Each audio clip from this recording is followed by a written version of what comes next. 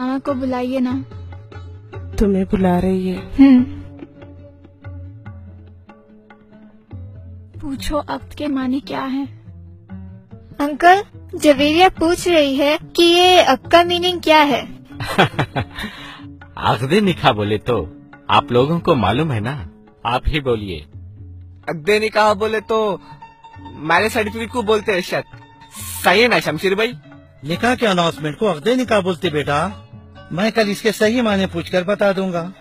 यहाँ पहले सिग्नेचर कर दीजिए, वहाँ लोग इंतजार कर रहे हैं। लेकिन अंकल, उसूल की बात है ना, बिना कोई चीज अच्छी तरह समझे कैसे दस्तखत कर दे, जिंदगी भर का सवाल है ये। अरे बेटा, इन वक्त पे क्या कद वक़्त लेके बैठे हो तुम? लोग क्या कहेंगे? ये सवाल का वक्त नहीं है बेटा, दस्तखत कर दो, दस्तखत कर दो बेटा। अम्मी, अक्द के सही माने मालूम करना जरूरी है। इसके हालात मुझे कुछ अच्छे नहीं लग रहे। अंकल, आप जरा काजी साहब को बुला दीजिए ना प्लीज। देखो जवेरिया, तुम दुल्हन हो, दुल्हन को जैसा बड़े बोले वैसा सुनना पड़ता, वरना बहुत बदनामी होगी। देखो, मेरी बेटी एजुकेटेड है, वो कोई बात लॉजिक के बगैर नहीं कहती। कोई न कोई अहम बात होगी, वो इसलिए पूछ रही है। ठहरो, मुझे काजी को बुलाने दो। सुनो,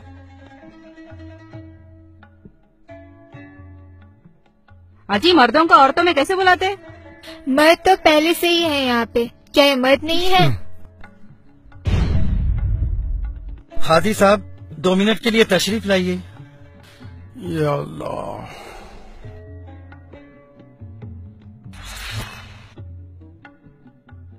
अस्सलाम वालेकुम रहमतुल्लाहि व बरकातुहू। क्या बात है भाई? काजी साहब, बच्ची दस्तखत करने से पहले कुछ पूछना चाहती है। हाँ हाँ जरूर, पूछिए बेटा, क्या बात है?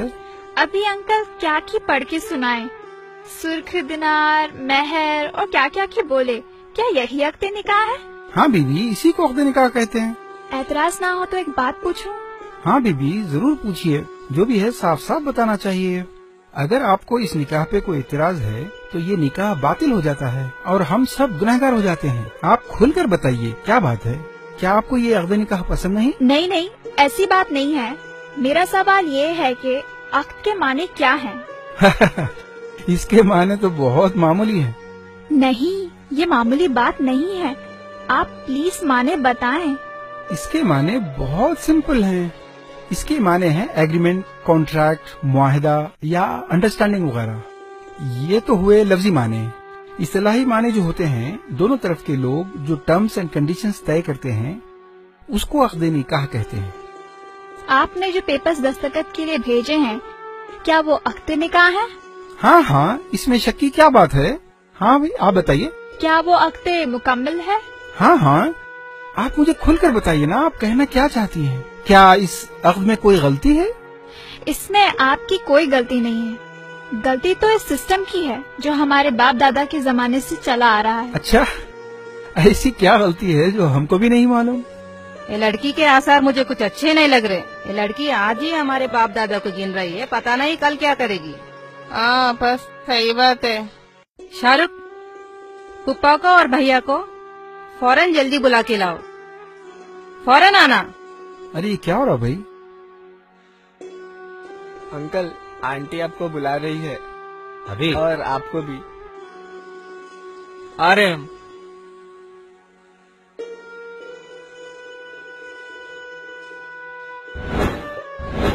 क्या हुआ? देखो ये लड़की क्या बोल रही है। चलो।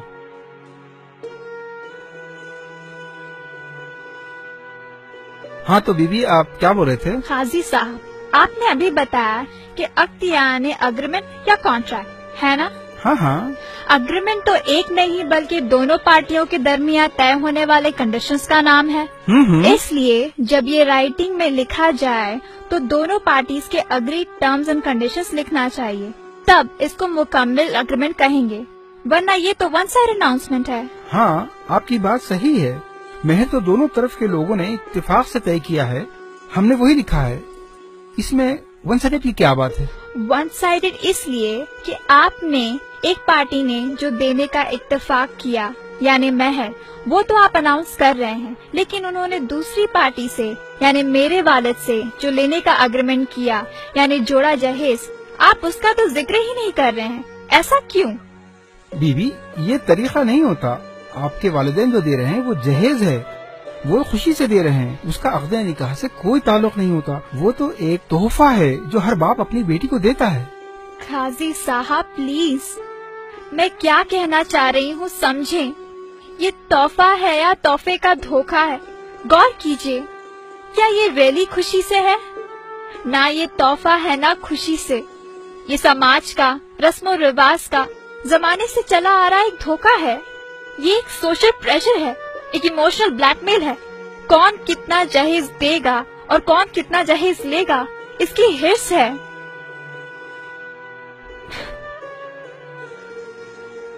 प्रेस्टीज और वैनिटी का एक कंपटीशन है। खुशी से तोहफा लेने के लिए कोई देने वाले से नेगोशिएशन नहीं करता, बार्गेनिंग नहीं करता, बातचीत के लिए 4-4 मीटिंग नहीं होती, बीच में ब्रोकर्स या मुशाताओं की जरूरत नहीं होती। खुशी से तोहफा देने वाले इस खौफ में नहीं जीते कि अगर तोहफा दामाद के एक्सपेक्टेशन के मुताबिक ना हुआ तो उसकी बेटी की जिंदगी खराब हो सकती है। तोहफा जरूरत का सामान तो हो सकता है, लेकिन जोड़े की रकम, गाड़ी, furniture, electronics, home appliance, flat या प्लॉट और 500 मेहमानों का मयारी खाना तोहफा नहीं होता।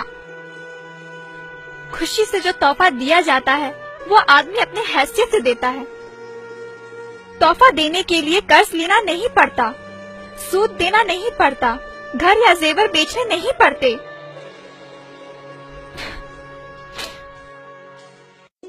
दामाद के घर वालों को खुश करने के लिए बेटों को उनके हक से महरूम करना नहीं पड़ता। ये चीजें चाहे महर हो या जहेज, जब सारी चीजें दोनों पार्टियों के दरमियान हार्ड नेगोशिएशन के बाद तय होती हैं, तो इन्हें कॉन्ट्रैक्ट में लिखना चाहिए। तब ये कॉन्ट्रैक्ट यानी अक्द कहलाने के मुस्ताहिक है। वरना सिर्फ एक पार्टी जो दे रही है उसको बड़ी शान से सबके सामने बयान करना और दूसरी पार्टी जो इतनी मुश्किलों से दे रही है उसको स्किप कर देना, क्या ये अक्द के वायलेशन नहीं है? क्या ये नाइंसाफी नहीं है? बोलिए, आप सब जानते हैं फिर भी आप अनजान बन रहे हैं। क्यों? क्या ये नाटक नहीं है?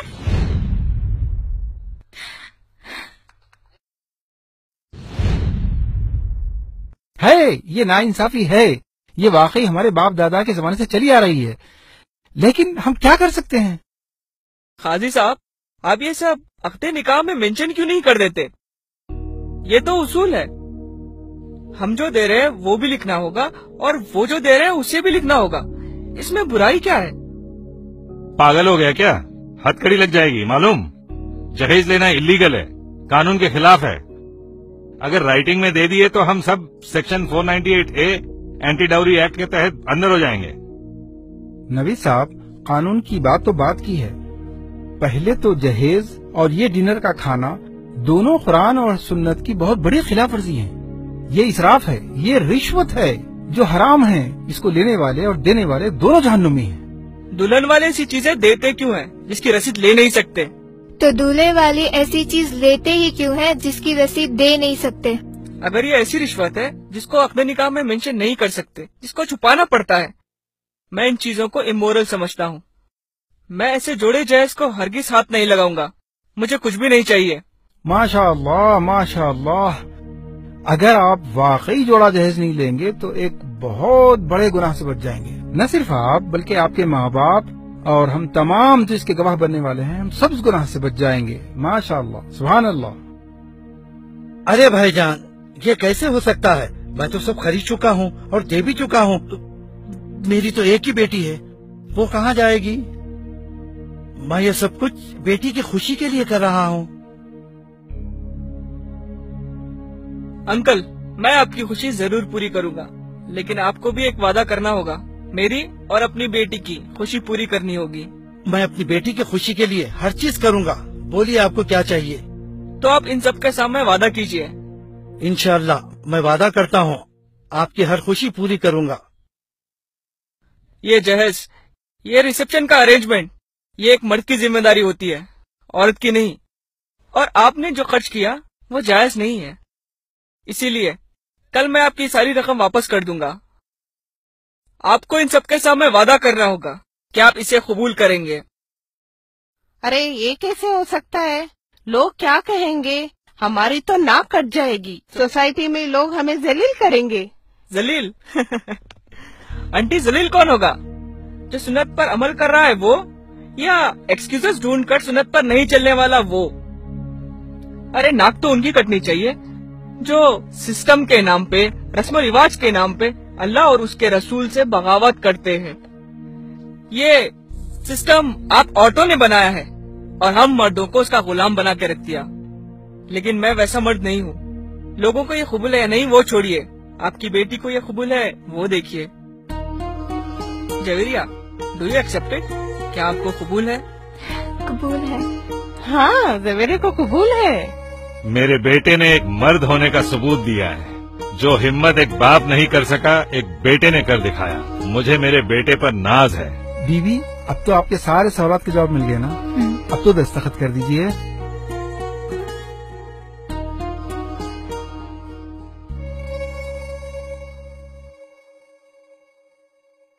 الحمدللہ، شادی مبارک. نوید صاحب، شمشیر صاحب، شادی مبارک، شادی مبارک.